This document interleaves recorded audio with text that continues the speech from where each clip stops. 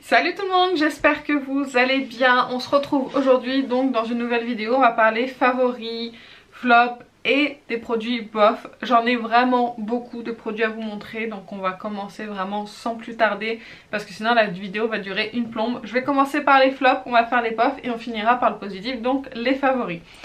Alors j'ai testé pas mal d'anti-cernes ce mois-ci. Je crois que j'en ai déjà testé 3 ou 3, non 4. Et il y en a un cinquième qui est en cours de test, donc je vous parlerai pas aujourd'hui. Mais sur les 4 tests, j'en ai déjà 3 qui sont en flop et 1 qui sera en bof. C'est une catastrophe. Alors déjà, il faut savoir, donc je vous parle de ces anti-cernes, que j'ai le contour des yeux qui est très cerné, donc j'ai quand même beaucoup de cernes, c'est quand même très sombre, et j'ai beaucoup de plis, donc c'est vrai que j'ai une certaine exigence sur les anti-cernes. Mais je sais que ça va forcément me marquer un petit peu, c'est logique, dès qu'on applique de la matière ça va marquer. Là vous voyez l'anti-cerne que j'ai appliqué aujourd'hui, c'est au niveau couvrance que c'est pas terrible parce qu'il s'est un petit peu estompé depuis que je l'ai appliqué.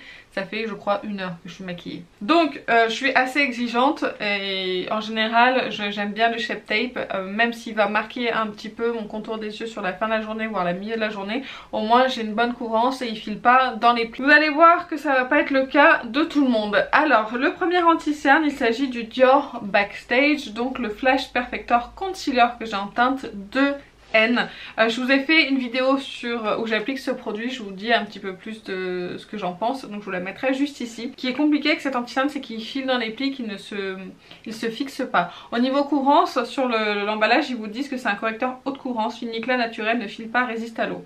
Il n'est pas haute couvrance, pour moi on est sur une couvrance moyenne moins, mais la couvrance m'allait parce que comme il était assez lumineux, et ben du coup ça réfléchissait la lumière, donc on voyait pas tant mes cernes que ça. J'arrive pas à le fixer, je vous ai montré qu'il migrait complètement dans tous mes plis, mais quand je vous dis qu'il migrait complètement, c'est qu'il migrait complètement, l'ensemble du produit migrait dans mes plis, donc c'est une catastrophe sur moi. Je l'ai utilisé 5 fois, j'ai essayé poudré, pas poudré, avec une base en dessous parce que j'ai acheté une base pour le contour des yeux que je suis toujours en train de tester. J'ai essayé avec, sans, etc. Enfin bref, ça n'allait pas du tout, donc j'ai arrêté d'utiliser. D'ailleurs si ça vous intéresse, donc j'ai gardé le packaging, je vous ai dit je l'ai utilisé 5 fois, c'est un flacon de 11 ml qui coûte 32 € sur le site Sephora et 30 € sur le site de Dior. Si jamais ça vous intéresse, je vais revendre certains produits de mes flops sur Vinted. Donc là je vous en parle aujourd'hui, ils sont pas encore sur Vinted au moment où vous verrez cette vidéo, mais je vends cet anti-cerne 15 €, c'est la teinte de N, je le rappelle. On peut voir un petit peu la teinte au niveau du flacon parce que c'est un flacon qui est transparent. Et voilà, je le vends 15 € si jamais vous êtes intéressé. Soit vous m'écrivez directement sur Vinted, je vous le mets ici, mon pseudo c'est Aurel Nounoud, soit sinon vous m'écrivez un commentaire et vous me dites que vous voulez le réserver et après on passera sur Vinted. À vos frais s'ajouteront donc les frais de port et les frais de Vinted, mais c'est moins d'1 € de toute façon. Donc voilà, si ça vous intéresse, je le revends 15 € celui-ci. Le second anti-cerne, celui-ci je vais le donner à une copine, il s'agit du Maybelline Active Wear Concealer jusqu'à 30 heures, et ça si je vous dis pas de bêtises, alors j'ai pas la description, je me souviens plus, mais il me semble que c'est un haute couvrance et pas du tout.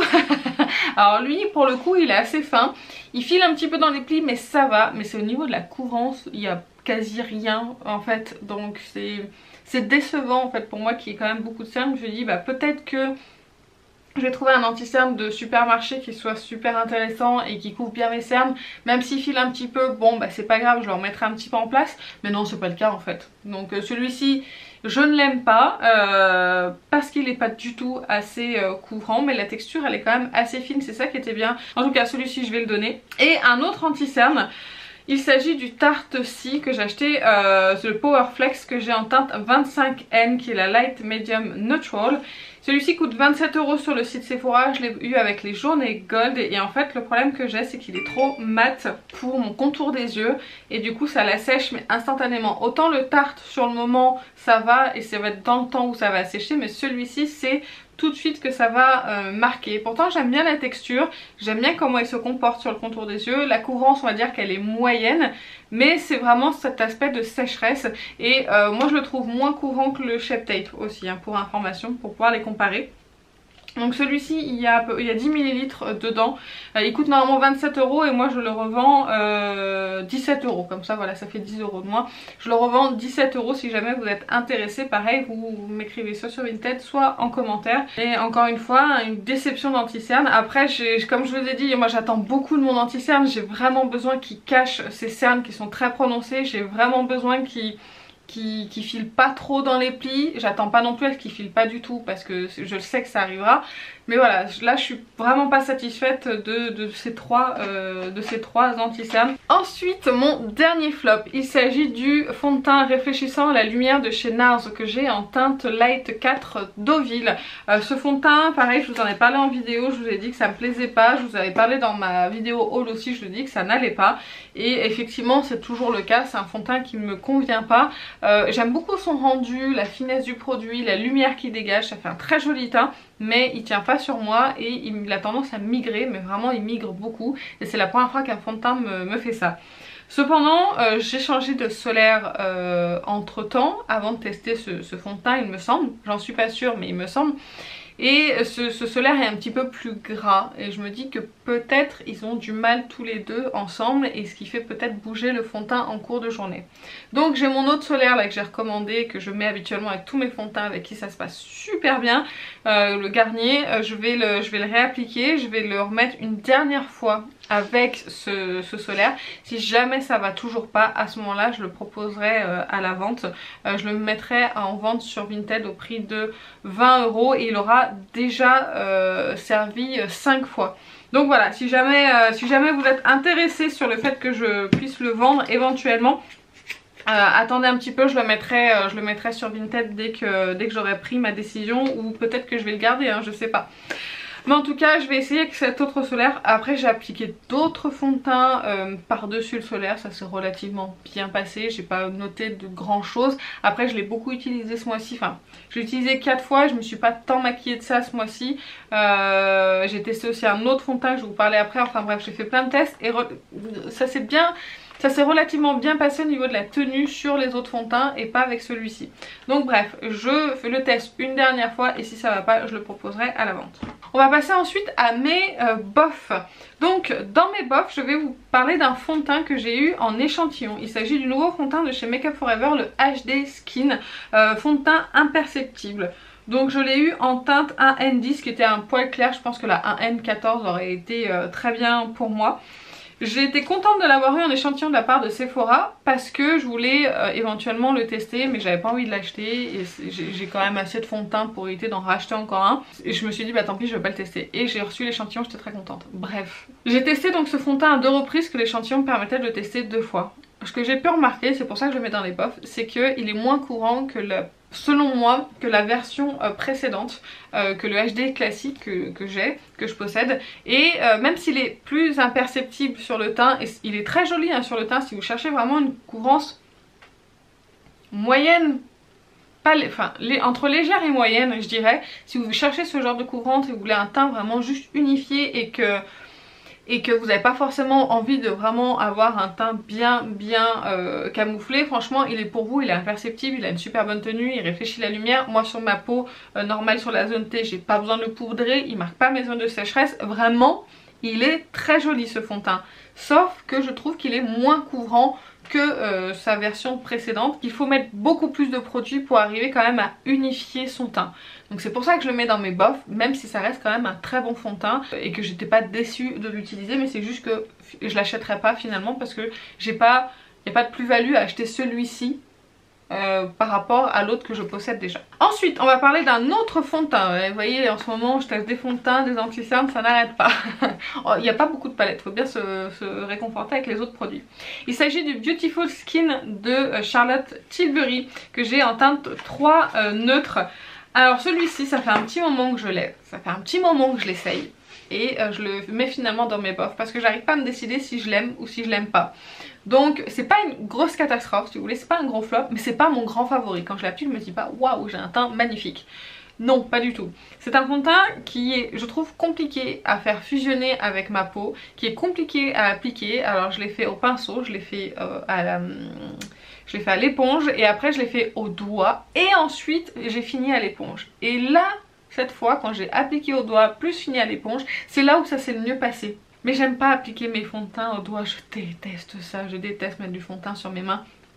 En règle générale, je déteste mettre du maquillage de toute façon sur mes doigts, sur mes mains, c'est quelque chose qui me dérange beaucoup. Donc c'est pour ça que je le mets dans mes flops parce que, enfin dans mes bofs pardon, parce que il n'est pas si bien que ça sur moi. Après c'est vrai qu'il dessèche pas, il marque pas les zones de sécheresse, il est lumineux, il est franchement plutôt joli. Mais pour le faire fonctionner et qu'il soit vraiment uniforme sur mon teint, il faut quand même y aller. Parce que si je l'applique à l'éponge, je vais avoir des endroits où je vais avoir du fond de teint, d'autres où je vais pas avoir de fond de teint. Il y a des endroits qui vont accrocher et pas d'autres. Pareil à l'éponge. Donc vous voyez, c'est pas non plus du 100%. Après je vais le garder, je vais essayer de le mélanger avec le Hollywood Flawless. Je crois que c'est celui-là, attendez. Je vais essayer de le mélanger avec celui-ci, le Airbrush Flawless Foundation, que j'ai en teinte 4N, parce que celui-ci il a un poil trop jaune. Je vais essayer de mélanger les deux pour voir ce que ça peut donner, parce que celui-ci il est vraiment très courant, il est magnifique sur la peau, c'est un très beau fond de teint. Je le mets vraiment quand je veux quelque chose de très unifié sur mon teint et c'est que je veux vraiment un teint parfait, je mets celui-ci. Et c'est vrai que je le mets pas dans mon quotidien, mais c'est vrai que je l'aime beaucoup. D'ailleurs je pense que je vais le ressortir d'ici peu, même si c'est le printemps et l'été qu'on a envie de plus de légèreté, et je vais le ressortir maintenant. Bref, je vais essayer de les mélanger pour voir ce que ça donne, mais en tout cas lui tout seul c'est un bof. Ensuite je vais vous parler d'un autre anti-cerne, il s'agit du KVD Good Apple. Donc c'est le Full Coverage Concealer. C'est un correcteur léger à couvrance totale. Donc moi je l'ai pris en teinte Light 114. Je me suis complètement plantée sur la teinte. C'est beaucoup trop jaune, excusez-moi, pour moi.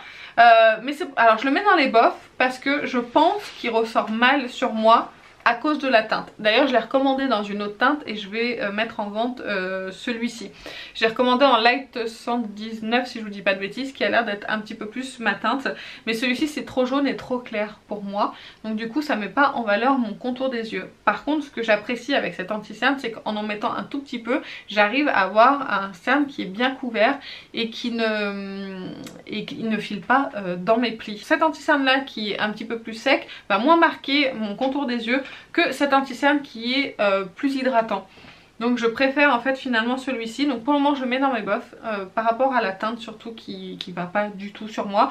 Mais c'est possible que je change d'avis quand je vais avoir la bonne teinte pour voir vraiment où je le situe. Si ça reste toujours un bof, si c'est un top ou si finalement c'est un gros flop. Mais c'est pour le moment, même avec la teinte qui est pas bonne, c'est pas un gros flop. Donc si jamais vous êtes intéressé par cet anti-cerne, c'est le Light 114. Je l'ai utilisé 3 fois, donc c'est peu. Il est vendu 29 € sur le site Sephora. Moi, je vous le propose à 15 €. Voilà.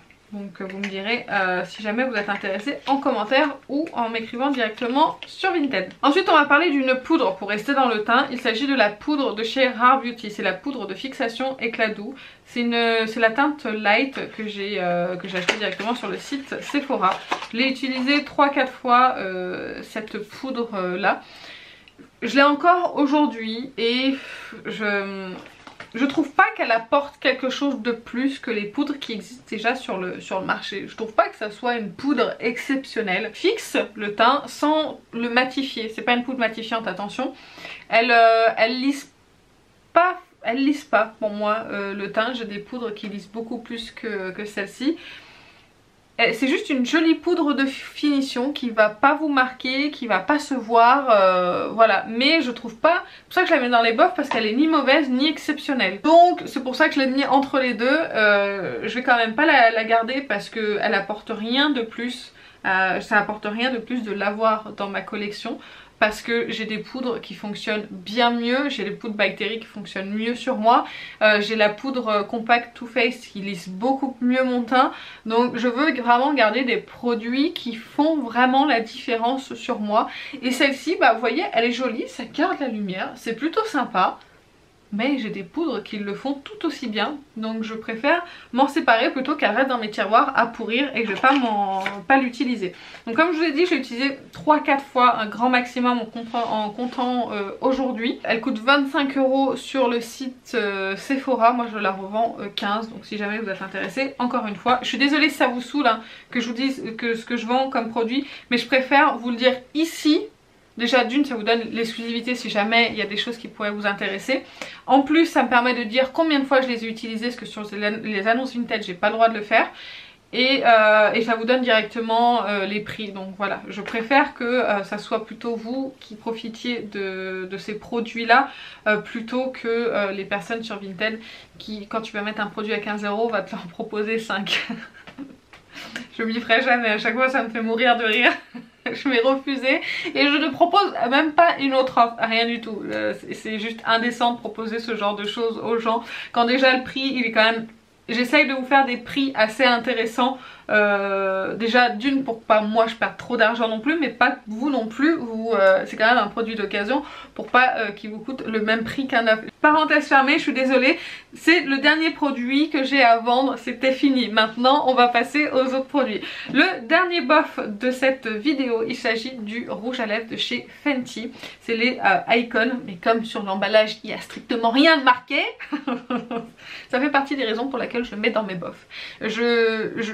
L'emballage est sympa, il n'y a rien à dire, ça va, c'est quali, mais je trouve que c'est pénible de ne pas avoir la teinte de son rouge à lèvres. Donc si on veut se faire une collection, et ben en fait on peut pas, ou il faut avoir qu'un seul emballage et ensuite vous switchez en fait les rouges à lèvres. Moi je m'amuserais pas à faire ça, j'ai défoncé mon rouge à lèvres. Oui je sais, je suis nulle, mais apparemment je suis pas la seule, hein. Il y en a une d'entre vous qui m'a dit oh j'ai fait pareil. Je sais pas si vous voyez, mais au fond du tube, je sais pas s'il va vouloir faire le... Au fond du tube il y a du rouge à lèvres. Bon, bah déjà un jour il faudrait que je prenne un coton-tige, que j'aille jusqu'au fond pour le nettoyer, pour éviter que ça pourrisse. Et en plus du coup mon raisin maintenant est tout écrasé, donc il est pas précis du tout. C'est vraiment ce système d'emballage qui me dérange, le fait qu'on puisse abîmer son rouge à lèvres en le clipsant dedans, le fait qu'il n'y ait pas la teinte sur l'emballage mais uniquement à l'intérieur ici, ça c'est très très gênant je trouve. Et en plus c'est une simple étiquette que vous pouvez décoller, hein, donc c'est même pas gravé dedans. Je trouve que le prix est cher pour du Fenty. Du coup l'ensemble ça revient à 34 €, je trouve que c'est quand même assez cher. On est normalement sur des produits, Charlotte Tilbury fait 32 € son rouge à lèvres, elle a des jolis packaging, la teinte est marquée dessus au moins, enfin bref. Au niveau du rouge à lèvres en soi c'est un bon rouge à lèvres, il fonctionne bien, il est super bien pigmenté. Moi je préfère les rouges à lèvres toujours Charlotte Tilbury pour leur finesse sur les lèvres. Je trouve qu'ils lissent vraiment la bouche, c'est vraiment très joli. Par contre ça c'est vraiment super bien pigmenté, c'est crémeux et ça fonctionne très bien. Mais vraiment c'est l'esprit de l'emballage, le tarif, tout ça qui me dérange, c'est pour ça que je l'ai mis dans mes bofs. Maintenant on va passer aux favoris. Et il y en a encore beaucoup, donc cette vidéo va être très longue, j'en suis désolée. Je vais commencer par des favoris que j'ai découverts ce matin, et plus précisément hier soir, mais je suis allée courir en acheter ce matin. Si vous me suivez sur Instagram, vous devez deviner que je parle des nouveautés Yves Rocher que j'ai achetées dans la gamme Mon Oeil. Donc ils ont agrandi la gamme Mon Oeil et j'ai envie de dire enfin, avec un gel nettoyant pour les mains sans rinçage et une crème pour les mains. Pareil au Mon Oeil. Alors franchement, elle sent très bon la crème pour les mains. Mais je trouve qu'on sent beaucoup plus excusez-moi, le Mon Oeil sur le gel nettoyant. Alors le gel nettoyant, il est alcoolisé hein, forcément parce que c'est un gel nettoyant. Mais ça sent très bon, oh, j'adore, j'en ai recommandé. J'ai recommandé la crème parce que le gel nettoyant était en rupture sur internet. Et du coup je regrette de ne pas en avoir pris plus. Enfin, je voulais sentir quand même les odeurs, voir ce que ça faisait un petit peu. Mais je regrette de ne pas en avoir acheté d'autres. Je pense que quand je vais repasser devant Yves Rocher, je vais aller en recommander d'autres parce que franchement... j'adore cette odeur. Ça c'est l'odeur de l'été. Bref, du coup j'en ai fini avec les produits soins entre guillemets. On va passer maintenant au maquillage. Je finirai par les palettes. Là je vais parler de tout le reste et les palettes ce sera à la fin. Je commence par le teint avec la Herborian Super Bébé au ginseng que j'ai en teinte claire. Je vous ai fait une vidéo sur ce produit, je vous la mets juste ici où je compare l'ancienne bébé crème à la nouvelle. Personnellement j'adore cette nouvelle version parce qu'elle est beaucoup plus hydratante, donc moins mat sur mon teint que la précédente. Elle couvre vraiment très bien mon teint, mais vraiment tout en naturel. Et ça j'apprécie vraiment beaucoup avec ce produit là.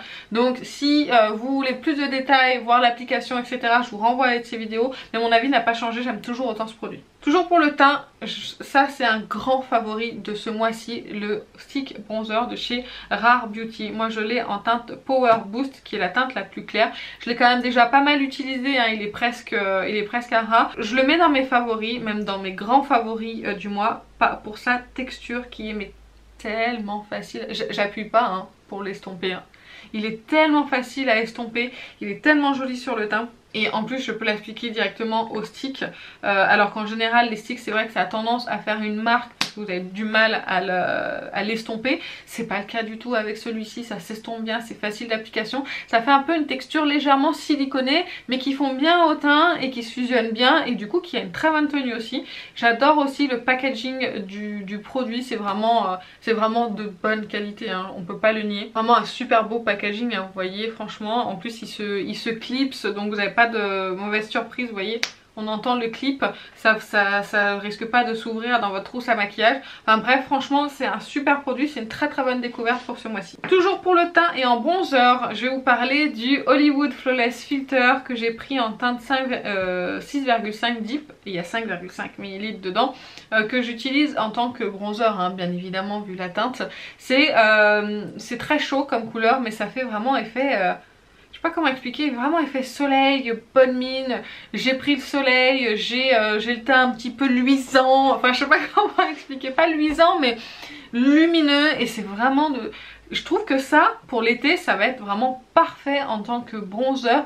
Juste vous mettez par exemple la Super Bébé, vous mettez ça par dessus.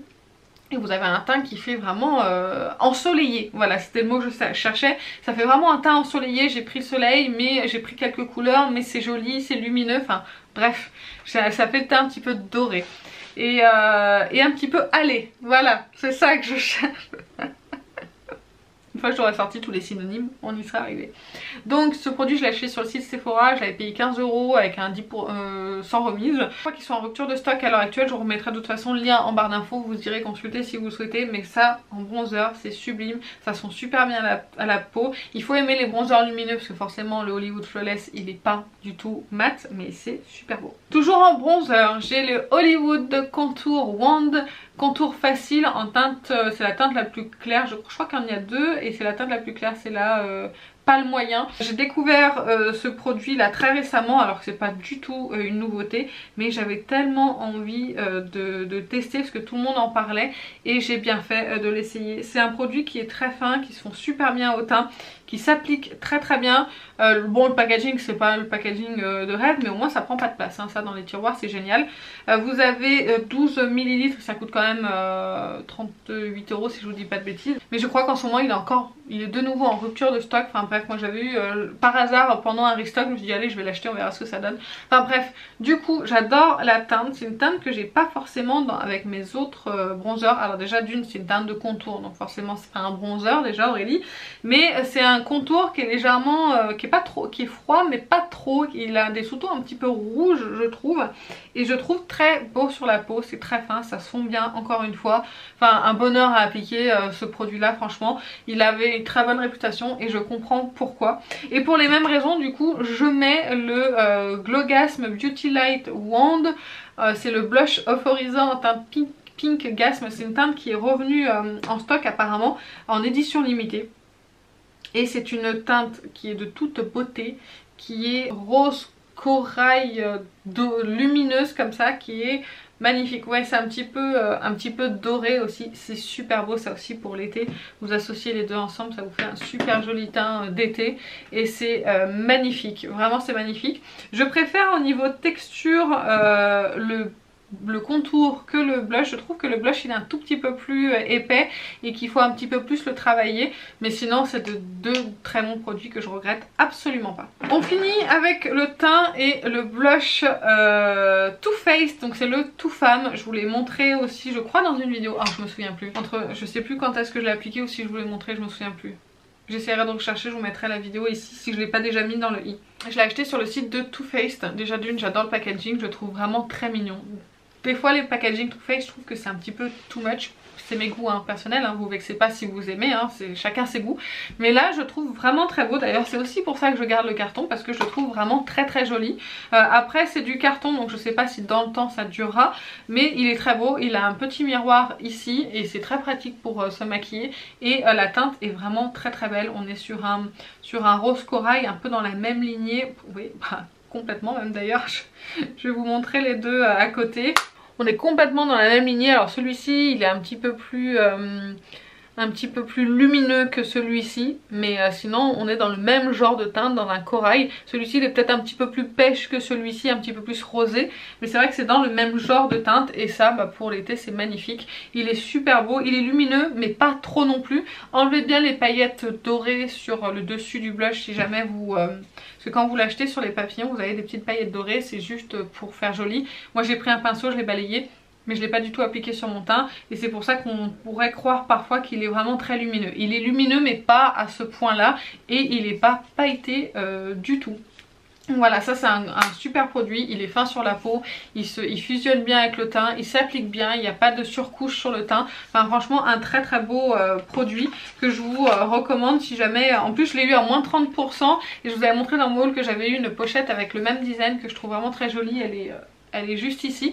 Mais achetez plutôt sur le site Too Faced avec des moins 30% et en général en plus les frais de port sont gratuits, donc que demander de plus. Vraiment c'était une super affaire et je suis très contente de ce produit. On va continuer avec les lèvres pour ensuite aller vers les yeux et les palettes. Donc pour les lèvres j'ai 4 produits à vous montrer, dont ce produit de chez Rare Beauty, c'est le lip soufflé en teinte Fearless et je vous ai déjà parlé des lips soufflés, c'est un produit que j'aime vraiment beaucoup.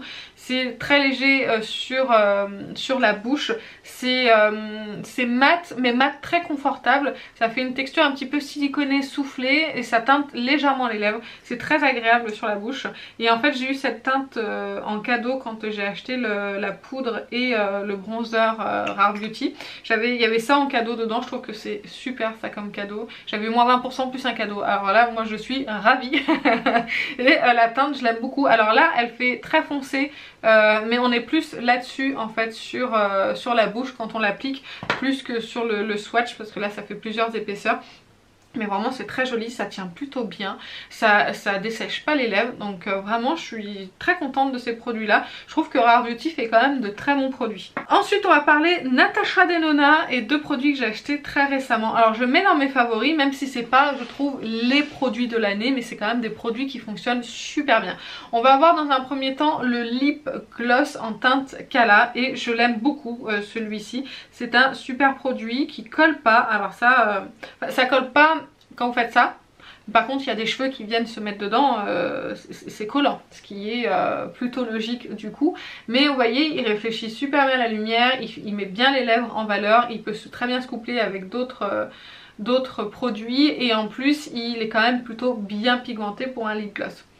Au niveau d'odeur c'est légèrement vanillé. Ce que je reproche en fait à ce produit c'est son prix, il coûte quand même 28 €, vaut mieux l'avoir avec les moins 25%. Alors est-ce que Natasha Denona est réellement exclue chez Sephora? Je ne sais pas. Tous les codes qui sont sortis avant, après les journées Gold, tous passaient sur la marque. Donc je ne sais pas s'ils se réservent le droit de retirer certains produits du coup des codes promo ou est-ce que ça va venir plus tard, je ne sais pas. Mais en tout cas tous les codes que j'ai essayé jusque là ça passait. Donc vaut mieux le prendre à moins 25%, sinon je trouve que c'est quand même un petit peu cher pour un lip gloss. Et on a aussi son rouge à lèvres qui est un petit peu moins cher. Je l'aime bien, c'est une très jolie teinte aussi, il fonctionne bien, il est bien pigmenté, il est crémeux. Il tient bien pour un crémeux. C'est pas un crémeux qui va partir dans tous les sens, il va quand même plutôt bien tenir au cours de la journée. Bien sûr si vous mangez, vous buvez, il va s'estomper, hein, ce qui est normal. Il a aussi cette petite odeur légèrement vanillée. Mais en termes de finesse et de texture, je préfère toujours Charlotte Tilbury. Même si celui-ci il est moins cher, il a un super beau packaging de très bonne qualité. Mais je préfère investir dans du Charlotte Tilbury parce que les Charlotte Tilbury ont tendance à un peu plus me lisser les lèvres que ce produit là et la texture est un petit peu plus fine. Mais en tout cas je le mets quand même dans mes favoris parce que c'est quand même de très bons produits qui fonctionnent bien, que j'ai eu plaisir à utiliser. Et pour finir pour les lèvres on a le produit que je porte aujourd'hui qui s'est estompé au fur et à mesure où j'ai parlé, c'est le Maracuja Juicy Lip de chez Tarte en teinte strawberry. J'aime beaucoup ce produit, j'aime beaucoup le rendu, je trouve juste que l'application n'est pas évidente. En fait si vous voulez il faut déjà pas le sortir beaucoup. Alors c'est un système de clip. Et je trouve qu'ils ont bien fait de faire ce système là parce que sinon on aurait eu tendance à l'ouvrir en grand et du coup on l'aurait cassé. C'est sûr le produit se serait cassé parce que moi j'ai sorti un tout petit peu trop et il est parti dans tous les sens. Donc je sais juste que quand on l'applique ça fait des patchs. Vous voyez, je sais pas si vous pourrez voir en fait sur les lèvres. Donc du coup je suis obligée de prendre mon doigt et de l'estomper. Je sais pas si ça vient de la teinte ou du produit, mais dans les avis j'ai pas vu ce genre de commentaires là, donc je pense que peut-être que ça vient de la teinte. Il a pas pris chaud ni rien du tout, là il a température ambiante en ce moment. Donc je sais pas si ça vient vraiment de la teinte, mais une fois qu'il est étalé par contre c'est très glossy, c'est très, comme ça l'indique sur son nom, très juicy. Je sais pas si je le dis correctement, juicy, je sais pas. Bref, et je regarde là parce que j'ai mon miroir en fait pour regarder. Je suis obligée de checker parce que j'ai mon mascara qui transfère sur mon anti-cerne. Du coup je check de temps en temps pour corriger un petit peu ça. Bref, du coup j'aime bien ce produit, c'est confortable, c'est pas collant, c'est beau, ça met vraiment bien les lèvres en valeur. Donc non, je suis très contente de ce produit là et il est possible qu'à l'avenir je rachète d'autres teintes. On va maintenant finir avec les yeux. Il y a quelques produits, des crayons, des liners à vous parler avant de passer aux palettes. Je commence avec un produit qui est sorti très récemment, que j'ai utilisé déjà plusieurs fois avant de vous faire cette vidéo et que je trouve vraiment exceptionnel. Et aujourd'hui il en reste toujours en stock, donc si jamais vous hésitiez, franchement moi je vous le recommande. Il s'agit du liner qui est sorti en collaboration avec Sephora et Marion Caméléon, pardon. Sachez que j'ai pas pris la palette parce qu'elle ne m'intéressait pas du tout. C'est pas la qualité Sephora, c'est pas celle que je préfère. Je préfère mettre 35 € ou plus dans une palette Natasha Denona par exemple que dans une palette Sephora. J'aime bien Marion Caméléon mais je suis pas une fan addict à acheter les produits. J'avais acheté les collections Sananas parce que j'aimais beaucoup Sananas et la Color Story aussi me plaisait. Mais c'est vrai que maintenant je suis un petit peu plus réfléchie dans mes achats, surtout pour les palettes parce que je veux éviter d'avoir une trop grosse collection. Je parle beaucoup, je sais, mais je voulais éviter d'avoir une trop grosse collection et du coup je me suis raisonnée, je me suis dit non, je la prendrai pas. Malgré qu'il y ait eu ce marketing de manque qui a été mis en place, ça a été d'ailleurs pas terrible ça je trouve.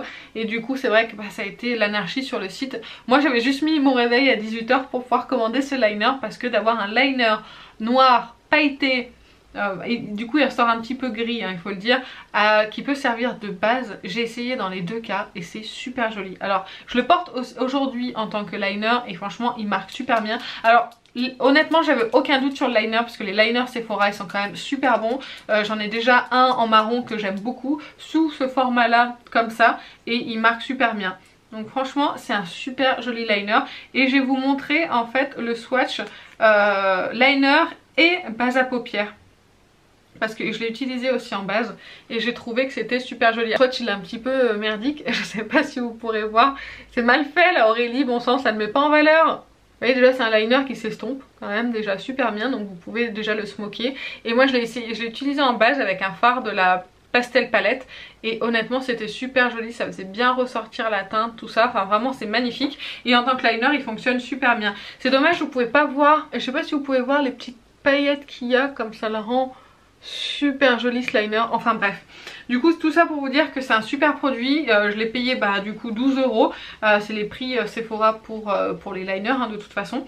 Mais moi j'ai beaucoup aimé ce produit, j'aimais beaucoup le fait qu'on puisse l'avoir en liner et éventuellement le smoker. Alors après il faut aller vite, hein, c'est quand même un liner, donc si jamais vous voulez le mettre en tant que base, il faut l'estomper instantanément après ça sèche. D'ailleurs ça tient très bien aussi en tant que base, ça va pas filer mon fard dans le pli. Et si jamais vous voulez l'appliquer en liner et le smoker, vraiment il faut le faire tout de suite. Mais je trouve que le principe est génial et je trouvais que c'était assez innovant comme produit et je suis très contente de mon achat.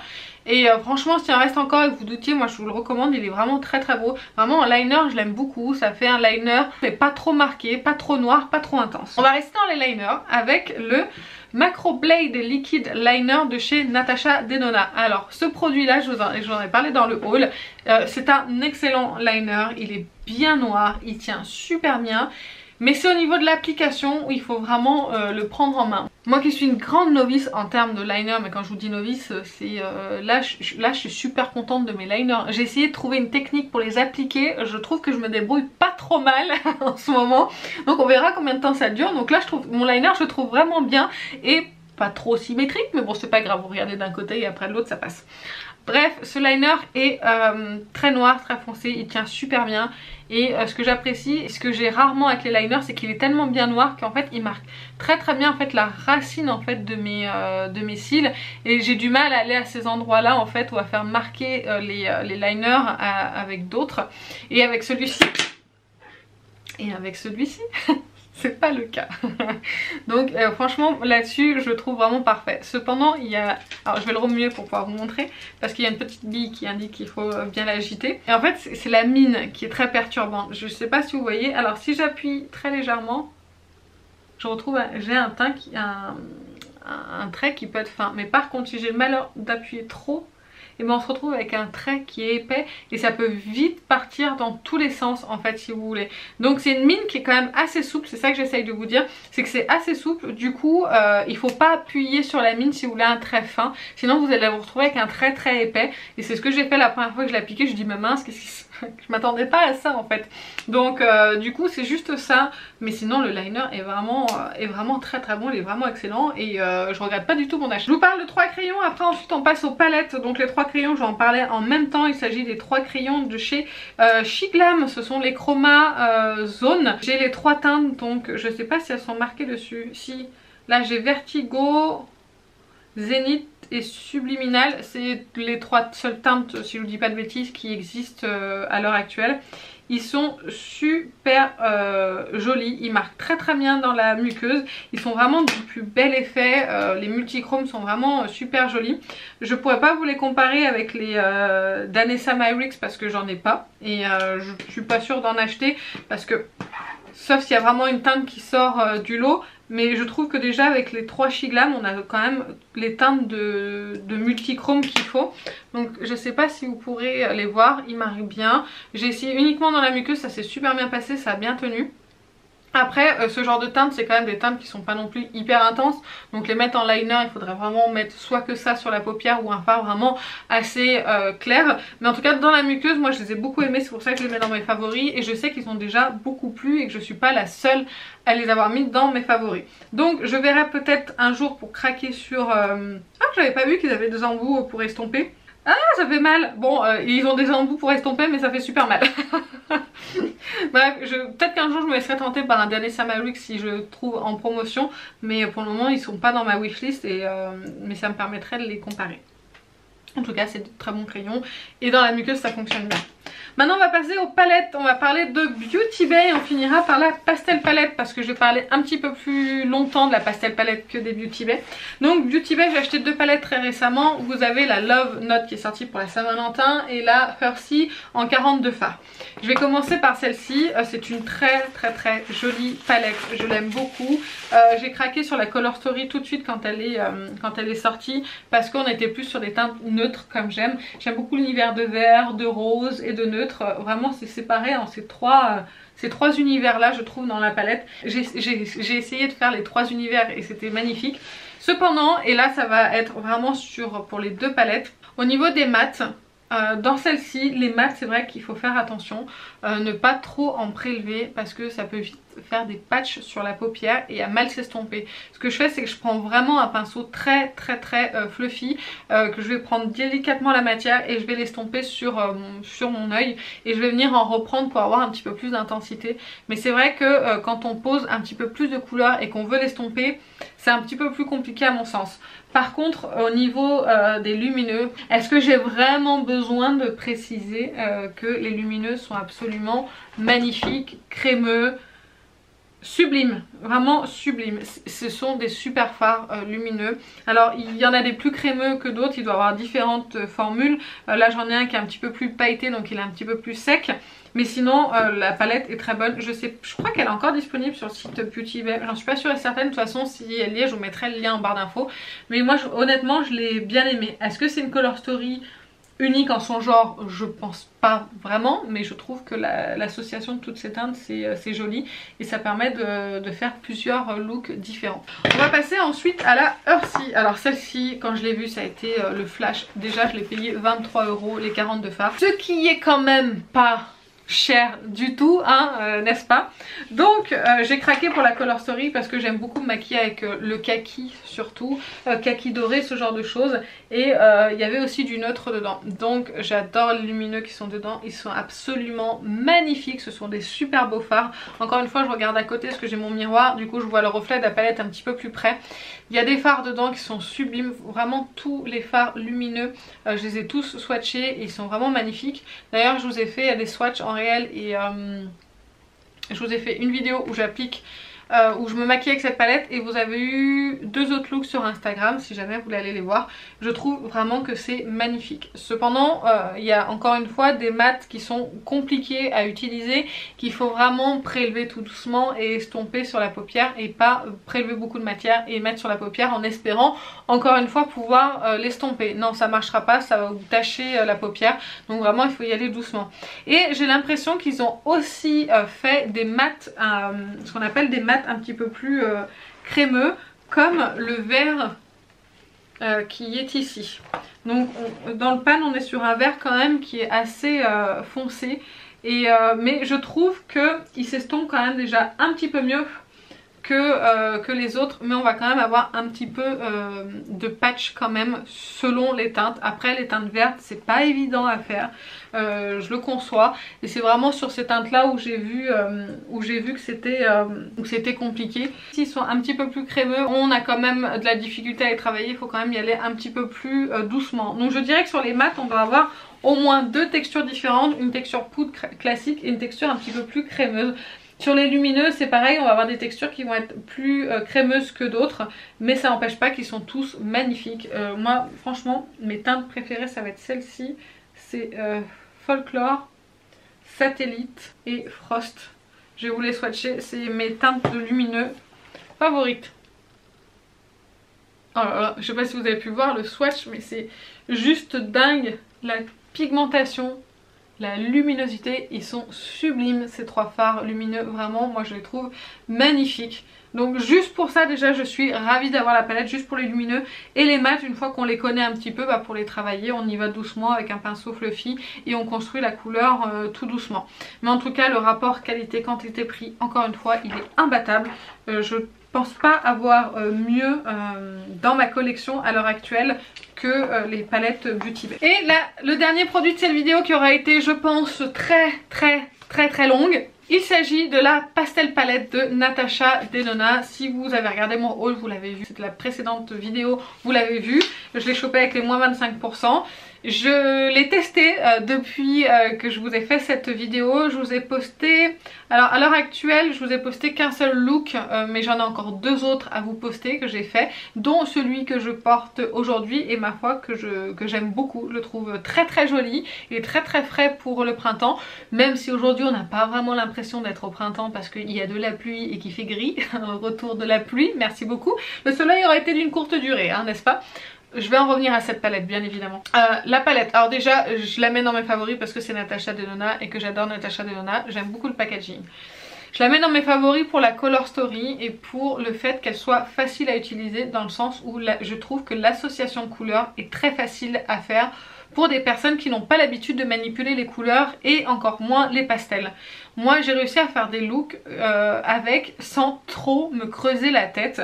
Aujourd'hui je me suis dit tiens je vais partir, j'ai mis ce violet ici sur ma paupière, j'ai estompé mon creux avec le rose qui est ici, et ensuite je suis venue mettre les 2 lumineux qui sont ici, c'est Duet et Dainty, c'est ça, oui, sur ma paupière mobile. J'ai fait un thread liner, j'ai refait la même chose en rat-il avec le mat, et ensuite j'ai mis Zest dans mon coin interne qui apporte un petit peu plus de lumière au maquillage.